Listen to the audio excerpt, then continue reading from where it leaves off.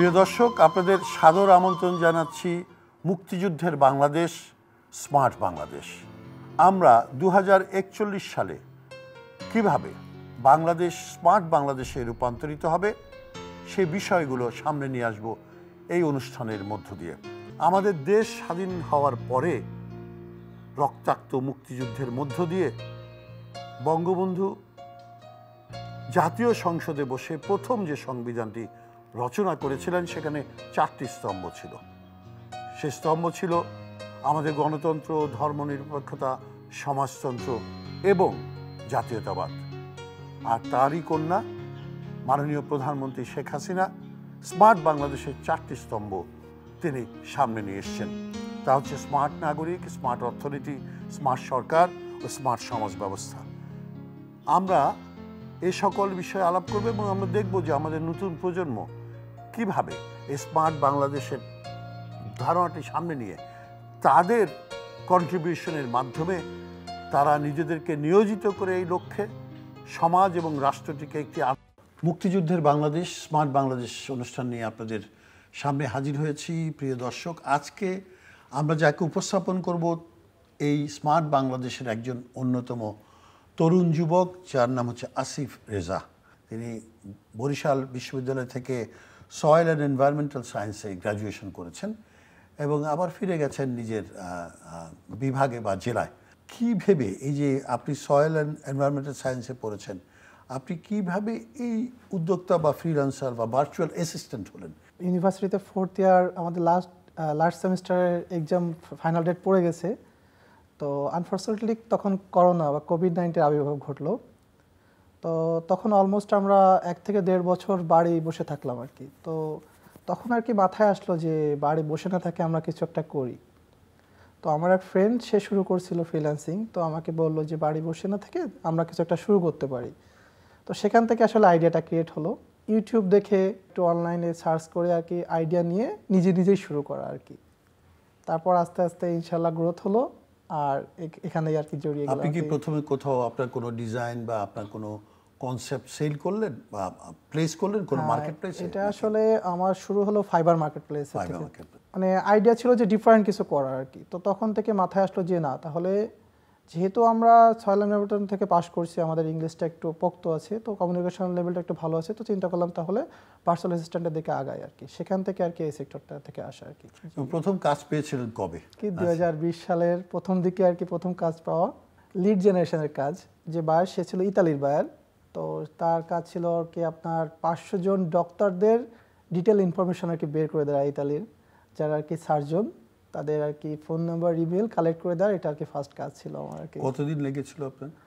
First কাজ তো সবসময় একটু হার্ড হয়, তো এটা অলমোস্ট আমার 3 days লেগে গেছিল আর কি। 3 দিন লেগেছিল। এবং আপনি কাজ করে নিশ্চয়ই একটা পেয়েছিলেন, আর্থিক একটা? হ্যাঁ অবশ্যই। তখন ফার্স্ট কাজ ছিল আমার মাত্র $15 আর কি।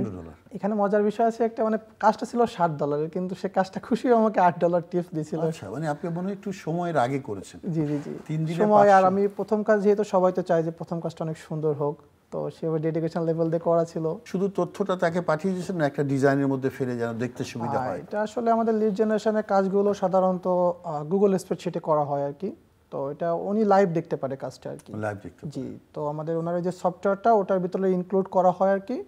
সেখানে আর কি আমি কিছু লিড এক্সট্রাও দিয়েছিলাম তাকে খুশি করার জন্য আর কি। সেখানে আর কি রেটিংয়েরও সিস্টেম আছে। তো দেখা যাচ্ছে যে প্রথম কাজটা যদি রেটিংও ভালো পাওয়া যায়, তো আলটিমেটলি আমার ফিউচারটা ডেভেলপ হবে, সেই জন্য আর কি ভালোভাবে করা ছিল আর কি। পুরোপুরি নিজেকে প্রফেশনাল হিসাবে নিয়োজিত করলেন কোন বছর? 2023-এর প্রথম দিকে আর কি। জি। তখনও মাথায় ছিল যে গ্র্যাজুয়েশন যেহেতু কমপ্লিট করেছি, মানে বাংলাদেশের পার্সপেক্টিভে আমাদের সোশ্যাল স্ট্যাটাস হিসেবে সরকারি চাকরি বা একটু হাই লেভেলে কোনো চাকরির জন্য ট্রাই করি। কিছুদিন করার পর দেখলাম আসলে আমার প্যাশনটা এইদিকে বেশি কাজ করতেছে বা আমার ট্যালেন্টটা আমি এদিকে বেশি বিকশিত করতে পারতেছি। তো সেই দিক থেকে আর কি এখানে আর কি পরবর্তীতে দেখলাম যে সোশ্যালের বা সব দিক থেকে বা পারিবারিক বা আর্থিক যেটাই বলেন না কেন, এদিকে আমার সাকসেসটা বেশি আসছে, সেই জন্য আমি এদিকে আর কি ইনভলভ হয়ে গেলাম। এবং ওখানে কারো সহযোগিতায় কি আপনি ফাইবারে ঢুকলেন নাকি? হ্যাঁ অবশ্যই, আমার ফ্রেন্ড ছিল নাম সজিবুল ইসলাম। সে আমাকে অনেক হেল্প করছে প্রথম দিকে আর কি শুরু করার জন্য, কারণ ও অলরেডি এস্টাবলিশ ছিল আর কি। তো এই ক্ষেত্রে যদি কারোর হেল্প পাওয়া যায় সেক্ষেত্রে আপনার মানে আপনার সাকসেস হওয়ার একটু সুবিধা একটু বেড়ে সুবিধা যায়।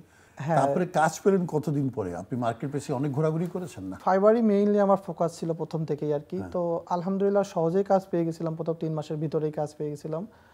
আর কাজ শুরু করার আগেই আমি ভালো করে স্কিলটা ডেভেলপ করে নিয়েছিলাম আর কি, যাতে কাজ পেলে যাতে আমার মানে দৌড়াদৌড়ি করা না লাগে বা হেজিটেশন হওয়া না লাগে, এই জন্য আর কি আমার আগে থেকে স্কিল ডেভেলপ করেই কাজের ভিতর ঢোকা ছিল আর কি। আপনার এই যে ইতালির প্রথম কাজ যেটা ছাত্র জি। অবস্থায়, সেটা আমরা দেখতে পাচ্ছি যে আপনি যে কাজটা করেছিলেন 500 ডাক্তারের তালিকা তৈরি করে দেওয়া জি জি গুগল শিটে, জি জি জি। তো সেইটাও কিন্তু একটা অ্যাসিস্ট্যান্ট করা, যার জন্য দেখছি অ্যাকচুয়ালি ভার্চুয়াল অ্যাসিস্ট্যান্ট বলতে আসলে যে কোনো কিছুরই অ্যাসিস্ট্যান্ট বোঝায়। যেমন আমার সার্ভিসটা মূলত কয়েকটা ধাপে যদি ভাগ করেন, যেমন অ্যাডমিনিস্ট্রেটিভ সাপোর্ট দেওয়া হয়, ওয়েব রিসার্চ করা হয়, লিড জেনারেশন করা হয়।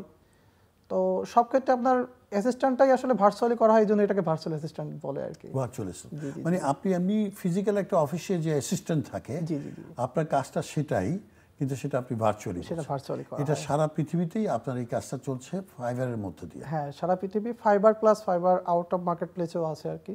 আচ্ছা, এবং ওরা আপনাকে কাজগুলি দেয়, এই যে কাজের ধরনগুলি কি হয়? যেমন অ্যাসিস্ট করছেন কি ধরনের কোম্পানিগুলিতে, কি ধরনের যদি সার্ভিস? কোনো একটা উদাহরণ দিই, আপনার মনে করেন একটা রিনাউন্ড ই কমার্স ব্র্যান্ড, তাদের আপনার প্রোডাক্ট রিসার্চ করা, প্রোডাক্ট লিস্টিং করা, প্রোডাক্টের অ্যামাউন্ট কেমন হবে, প্রোডাক্টের ডিজাইন, মক আপ, সবগুলোই আমি তৈরি করে দেওয়া হয়। এটা আমার টিম আছে যে মেম্বারগুলো, তারা এক এক সেক্টরে পারফেকশন আছে, তারা আর কি এটা আমাকে সার্ভিসটা দেয় আর কি। আপনার তার মানে আপনি একটা কোম্পানি করেছেন, জি জি, কোম্পানি। কোম্পানিটার নাম কি? এটা মাস্টার মাইন্ড। মাস্টারমাইন্ড। জি জি সেই কোম্পানিতে আপনার 15 জন সহকর্মী আছে, জি, 15 জন টিম মেম্বার আছে আর কি। মেম্বার আছে। তারা আপনার বাসায় বসে কাজ করে রিমোটলি, না জি, আপনার তারা এখানে এসে? রিমোটলি কাজ করে, ভার্চুয়ালি কাজ করে তারা। এবং আপনার পরিবার আপনাকে সমর্থন দিচ্ছে অফিস করতে? হ্যাঁ, পরিবার তো মনে করেন যে প্রথম দিকে তো একটু থাকে যে আমাদের সমাজে কিন্তু ফ্রিল্যান্সিং টার্মটা আসলে খুব পরিচিত না, অপরিচিত একটা জিনিস। তো প্রথম দিকে সবাই আসলে বুঝে উঠতে পারতেছিল না যে আসলে ক্যারিয়ার কোন দিকে যায় বা ভবিষ্যৎ কোন দিকে যায়। চাকরি করবে না ছেলে, এটা তো ভাবতে এটা পারছে না। ভাবতে পারছে না, কারণ আমার চাচাতো ভাই লেফটেন্যান্ট বা তার সে হলো সরকারি অফিসে, আমার বোন টিচার। তো পরিবারকে একটা গণ্ডির ভিতরে চাকরির দিকে একটা টান থেকেই যায়। তো এই জন্য বাবা মাও চাচ্ছিল যে আমি চাকরির দিকে দেই, কিন্তু আমার ওয়াইফ আমার এদিক থেকে অনেক সাপোর্ট দিচ্ছে আর কি। সে বলছিল যে তুমি যেদিকে আছো আমি আছি আর কি। তারপরে আস্তে আস্তে বাবা মাও আমার দিকে সাপোর্ট দেওয়া শুরু করলো। তারপর আস্তে আস্তে ফ্যামিলি, সোশ্যাল সবাই আর কি আমার দিকে আর কি চলে আসছে। আপনি ধরেন একটা বললেন যে এক ধরনের কাজের কথা, আর কি কি কাজের ধরেন অ্যাসিস্ট্যান্ট হিসাবে, ভার্চুয়াল অ্যাসিস্ট্যান্ট হিসাবে কি কি কাজের সম্ভাবনা আছে পৃথিবীব্যাপী? আপনার এটা আসলে কি মানে, এটা আসলে কোনো কিছুর মাধ্যমে স্টোর ম্যানেজমেন্টও কি আপনার পড়ে? এটা আসলে কোনো কিছুর মাধ্যমে বাউন্ড না আসলে। যেমন আমি যদি বলি আমার কয়েকটা সার্ভিসের বিষয়ে, আমি যেমন লিড জেনারেশন সার্ভিস দিচ্ছি, মনে করেন ইমেল কালেক্ট করা, ফোন নাম্বার কালেক্ট করা। আমি অ্যাকাউন্টিংয়ের সার্ভিস দিচ্ছি, যেমন আপনার ফাইন্যান্সিয়াল ম্যানেজমেন্ট এটা করা। তারপরে আপনার কোনো একটা ওয়েবসাইট ম্যানেজমেন্ট, যে আপনার ওয়েবসাইটে কী কী থাকবে, কোথায় থাকবে, বা ওয়েবসাইটের ডেইলি যে আপডেটটা হয় এটা করা। তারপরে আপনার ক্যালেন্ডার শিডিউল করা। সাপোজ কোনো একটা ক্লায়েন্ট তার সে চাপ নিতে পারতেছে না একা একা, তার অনেক শিডিউল থাকে, ক্যালেন্ডার শিডিউল করে দেওয়া। বা কোনো একটা স্টুডেন্ট সে কি তার সেই স্কলারশিপে যাবে, আমি তাকেও হেল্প করি আমার কোম্পানির মাধ্যমে, যে বিদেশে কীভাবে যাবে বা কোথায় কন্ট্যাক্ট করবে। মানে আপনি যদি বলবেন একটা ফুল প্যাকেজ আর কি। Full package. জি, এবং এইটার ভালো উপার্জনের সুযোগ রয়েছে এটা করে? হ্যাঁ, অবভিয়াসলি একটা ভালো উপার্জন আছে, যদি টাইম দেওয়া যায় বা প্রপার ম্যানেজমেন্ট করা যায় তাহলে অবশ্যই সুযোগ। অ্যাডমিন সাপোর্টও আপনারা দেন? জি জি, অ্যাডমিন সাপোর্ট। এটা অ্যাডমিনিস্ট্রেটিভ সাপোর্ট বলতে বোঝায় আপনার ডে টু ডে টাস্ক। জি।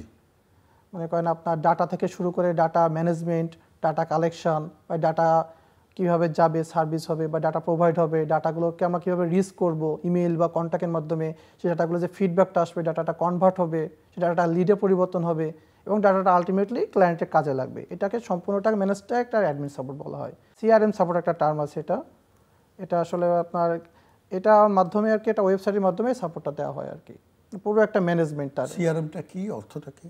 এটা হলো ক্লায়েন্ট রিসোর্স ম্যানেজমেন্ট আর কি আপনার। জি জি জি। তো এটার মাধ্যমে আপনার ফুল সাপোর্টটা আপনাকে দেওয়া হবে আর কি।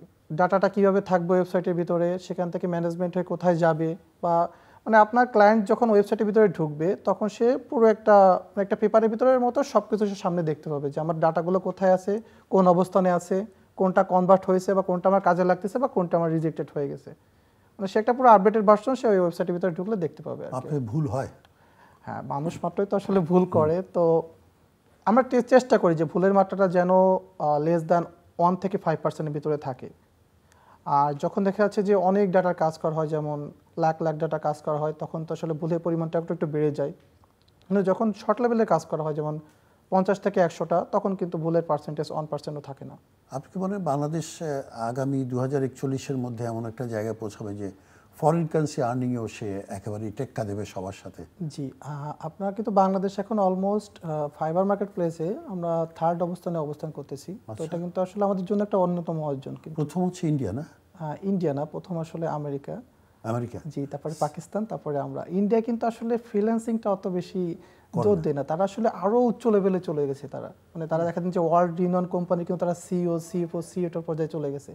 তারা আসলে আরো মানে বাংলাদেশ যে পর্যায়ে আছে তারা তার থেকে একটু বেড়ে গেছে আর কি। কিন্তু অবশ্যই ওরা অনেক আগে শুরু করছে, কিন্তু আমাদের কিন্তু পিছিয়ে রাখা যাবে না। মানে কারণ আমি যখন মার্কেট প্লেসে কাজ শুরু করি, তখন কিন্তু আমরা 1 hour 2 hour dollar per hour service দিয়ে শুরু করছি। কিন্তু এখন দেখা যাচ্ছে আমরা পার আওয়ার $20 বা এমন দেখা যাচ্ছে $50ও চার্জ করতেছি।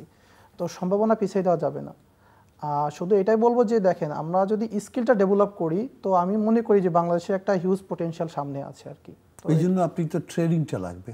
হ্যাঁ, ট্রেনিংটা লাগবে। তো ট্রেনিংয়ের জন্য অবশ্যই আপনাকে বেটার চুজ করতে হবে। যেমন আমি কিন্তু কোনো ট্রেনিং ইনস্টিটিউশনের কাছ থেকে আর কি ট্রেনিং নিয়ে কাজ শুরু করি না, আমি নিজেই চেষ্টা করছি। তো ইউটিউব কিন্তু একটা বড় রিসোর্স একটা আমাদের জন্য, বা গুগল বলেন। কেউ যদি কোনো কিছুর কারো একটু হেল্প নিয়ে প্লাস নিজেও রিসার্চ করে শুরু করে, অবশ্যই তার সে সাকসেস পাবে আমি মনে করি। আমরা কিন্তু যারা অনার্স বা পোস্ট গ্রাজুয়েশন শেষ করতেছি, আমরা অনেক বেকার বসে থাকি। তো দেখা যাচ্ছে অনেকেই চাকরির জন্য 7 বা 10 বছর ট্রাই করেও চাকরি হচ্ছে না, আলটিমেটলি সে বেকার থেকে যাচ্ছে। তো সে যদি এদিকে শুরু করে, তো আলটিমেটলি কারণ তার কমিউনিকেশন লেভেলটা অনেক হাই থাকতেছে, যদি শুরু করে তো অল্প টাইমে তার সাকসেস পাওয়া। তার জন্য এই ডিজিটাল মার্কেটিং, ডিজিটাল ওয়ার্ল্ডটা একটা বড় সুযোগ রয়েছে আমাদের হাতে, আমরা বিশ্ব জয় করতে পারি। ধন্যবাদ আসিফ রেজা আপনাকে অনেক। আমরা আশা করি আপনারা এইভাবেই এগিয়ে যাবেন এবং দেশকে সফল দেশ হিসেবে, রাষ্ট্র হিসেবে বাংলাদেশকে বিশ্ব মানচিত্রে স্থাপন করবেন, এই প্রত্যাশা ব্যক্ত করে শেষ করছি আজকের অনুষ্ঠান।